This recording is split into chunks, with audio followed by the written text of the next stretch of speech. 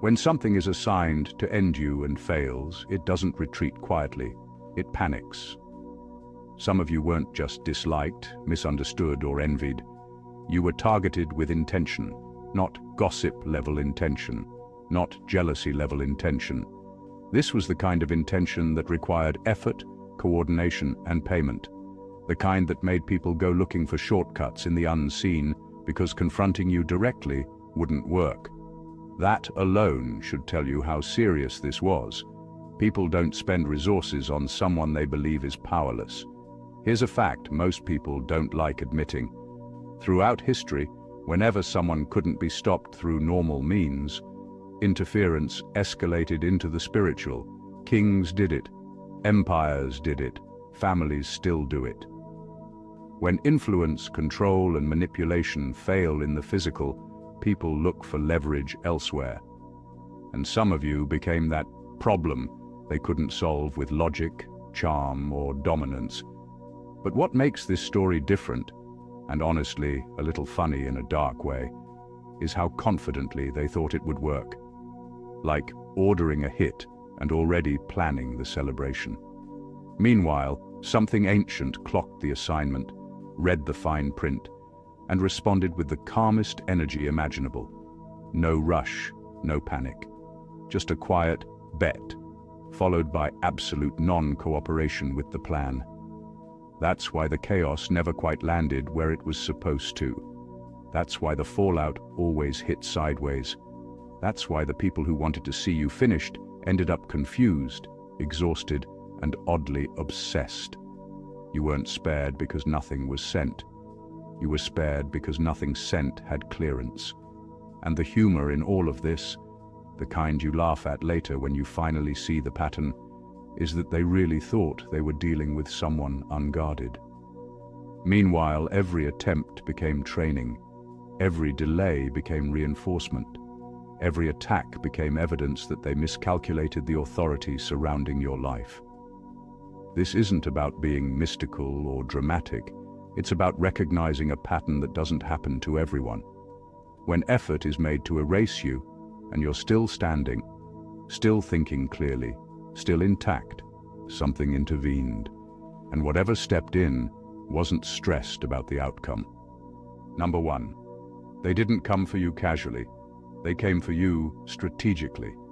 This wasn't random dislike or a passing grudge. Nobody casually spends energy trying to undo someone unless that person is already affecting the balance. What was aimed at you had planning behind it. Conversations happened. Decisions were made. Resources were gathered. That alone separates your story from the usual conflict people experience. You weren't caught in someone's bad mood.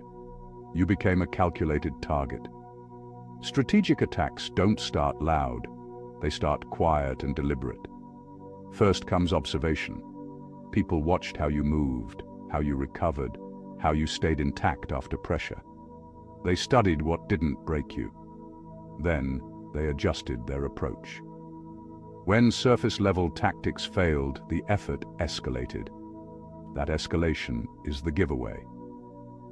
Ordinary people don't provoke that level of response. Only someone whose presence shifts dynamics does. What makes this uncomfortable to accept is that it means you were already winning without trying to. Your existence alone disrupted something they depended on: control, dominance, narrative, or advantage. That's why the move against you wasn't emotional. It was methodical. Emotional attacks burn out fast. Strategic ones are designed to outlast you. Yet, here you are. There's also an unspoken fear behind strategy: uncertainty. They couldn't predict you. They couldn't fully read you. You didn't respond the way their experience told them you should. When people can't calculate your next move, they try to remove you from the equation entirely. Not because you're loud, but because you're uncontainable. What's even more telling is that they aimed beyond the obvious. They didn't just want to hurt your reputation or slow you down temporarily. The intention was disruption at the root. Your stability, your clarity, your direction. That's not personal beef. That's threat management. And yet, the strategy failed. Not because it wasn't serious, but because it misjudged the foundation you stand on. They thought pressure would scatter you. Instead, it exposed how solid you already were. The irony is this: the very effort they used to try to undo you became proof that you were never small. Nobody launches a calculated campaign against something insignificant. Number 2. What they tried to attack wasn't your life. It was your timing. The real threat was never about ending you completely.